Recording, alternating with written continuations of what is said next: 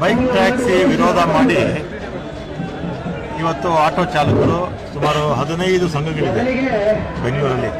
15ಕ್ಕಿಂತ ಹೆಚ್ಚು ಸಂಘಗಳು ಇವತ್ತು ಸ್ಟ್ರೈಕ್ ಮಾಡ್ತಾ ಇದ್ದಾರೆ. ಅವರ ಪ್ರಮುಖ ಬೇಡಿಕೆ ಬೈಕ್ ಟ್ಯಾಕ್ಸಿ ರದ್ದು ಮಾಡಬೇಕು ಅಂತ. ನಮ್ಮ ಕಥಾ ಗನ್ ಆಗ್ಬಿಟ್ಟದ ಸಹ. ಇವಾಗ ಟ್ರಾಫಿಕ್ನವರೆಲ್ಲ ಹೊಡಿತಾರೆ, ಬಾಡಿಗೆ ಹೊಡಿತಾರೆ, ಬೈಕ್ನವರು ಹೊಡಿತಾರೆ.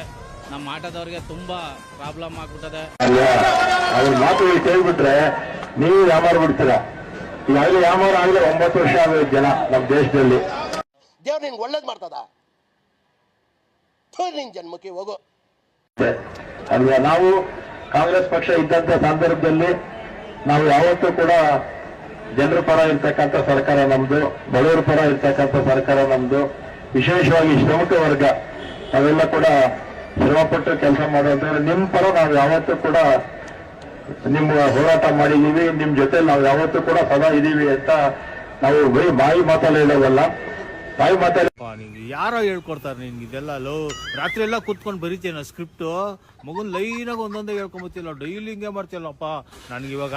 ಆಯ್ತು, ಅದರಿಂದ ನಾವು ಯಾವತ್ತೂ ಕೂಡ ನೀವೆಲ್ಲ ಕೂಡ ಯಾರು ನಂಬಿದ್ರೆ ಜನರ ಪರ ಕೆಲಸ ಮಾಡ್ತಾರೆ, ಯಾರಿಗೆ ಅಧಿಕಾರಕ್ಕೆ ಬಂದ್ರೆ ನಿಮ್ ಜೊತೆಲಿ ಇರ್ತಾರೆ ಅನ್ನೋದನ್ನ ನೀವೆಲ್ಲ ಕೂಡ ಮನಗಾಣಬೇಕು ಅಂತ ನಾನು ಈ ಸಂದರ್ಭದಲ್ಲಿ ಖಂಡಿತ ನಾವು ನಿಮ್ ಜೊತೆಲಿ ಇರ್ತೀವಿ. ಮತ್ತೆ ಅನೇಕ ಸಂದರ್ಭಗಳಲ್ಲಿ ನೀವು ಕರ್ವಾದಲ್ಲೇ ನಾನು ಬಂದಿದ್ದೀನಿ, ಬಂದು ನಾವು ನಿಮ್ ಜೊತೆ ಇದ್ದು ನಿಮ್ಗೆ ಕೂಡ ಸಹಕಾರ ಕೊಟ್ಟಿದ್ದೀವಿ. ಮುಂದಕ್ಕೆ ನಮ್ಮ ಸರ್ಕಾರ ಬಂದಂತ ಸಂದರ್ಭದಲ್ಲಿ ನಾನು ಖಂಡಿತ ನಮ್ಮ ಸರ್ಕಾರದಲ್ಲಿ ಯಾರೇ ಮುಖ್ಯಮಂತ್ರಿಗಳಾಗಿರ್ಲಿ ನಾವು ಖಂಡಿತ ನಿಮ್ಮ ಈ ಒಂದು ಏನು ಹೋರಾಟ ಮಾಡ್ತಾ ಇದ್ದೀರಾ ಇದ್ರ ಬಗ್ಗೆ ನಾವೆಲ್ಲ ಕೂಡ ನಿಮ್ ಜೊತೆಲಿ ಇದೀವಿ ಅಂತ ನಾನು ಈ ಸಂದರ್ಭದಲ್ಲಿ ಹೇಳಿ. ಯಾವ ರೀತಿಯಾಗಿ ನಡ್ಕೊಳ್ತೀರಾ ನೋಡಿ ನೀವೆಲ್ಲ.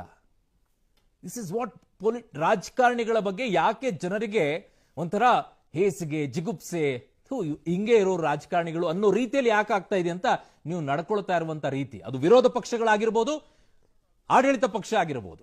ಆಟೋ ಟ್ಯಾಕ್ಸಿ ಬರೋಕ್ ಮುಂಚೆನೆ ನಿಮಗೆ ತೊಂದರೆ ಇತ್ತು, ಈಗ ಅವ್ರು ಬಂದ್ಮೇಲೆ ನಿಮ್ಗೆ ಇನ್ನೂ ಕೂಡ ತೊಂದರೆ ಆಗ್ತಾ ಇದೆ. ಬೈಕ್ ಆಟೋ ಟ್ಯಾಕ್ಸಿನ ರದ್ದು ಮಾಡಬೇಕು ಅಂತ ನೀವೆಲ್ಲ ಕೂಡ ಒಬ್ಬರಿಂದ ಇವತ್ತು ಇಲ್ಲಿ ಸೇರಿದ್ದೀರಾ. ಮತ್ತೆ ನಾನು ಕೂಡ నేను ವಿಧಾನಸಭೆ ನೆನ್ನೆ ಮುಗೀತು, ಮತ್ತೆ ಜನವರಿಗೆ ವಿಧಾನಸಭೆ ಬರುತ್ತೆ. ಆ ಸಂದರ್ಭದಲ್ಲಿ ವಿಧಾನಸಭೆಯಲ್ಲೂ ಕೂಡ ಪ್ರಶ್ನೆ ಮಾಡೋಣ. ಮತ್ತೆ ಇಲ್ಲ ಅಂತ ಹೇಳಿದ್ರೆ ನಮ್ಮ ಚುನಾವಣೆ ಬರುತ್ತೆ ಮೇಗೆ. ಚುನಾವಣೆ ಬಂದಂತ ಸಂದರ್ಭದಲ್ಲಿ ಬಿಜೆಪಿ ಸರ್ಕಾರ ಅಂತೂ ಇರೋದಿಲ್ಲ.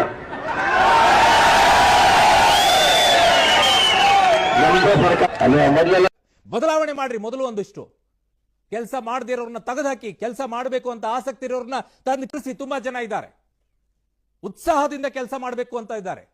ಕೆಲಸ ಮಾಡದಿರೋರ್ನ ಮನೆಗೆ ಕಳಿಸಿ. ವರ್ಷಗಳಿಂದ ಎದೆಯಲ್ಲಿ ಬೆಂಕಿಯನ್ನು ಇಟ್ಟುಕೊಂಡು ಏನು ಮಾಡದೆ ಆರಿಸಿಕೊಳ್ಳುವುದು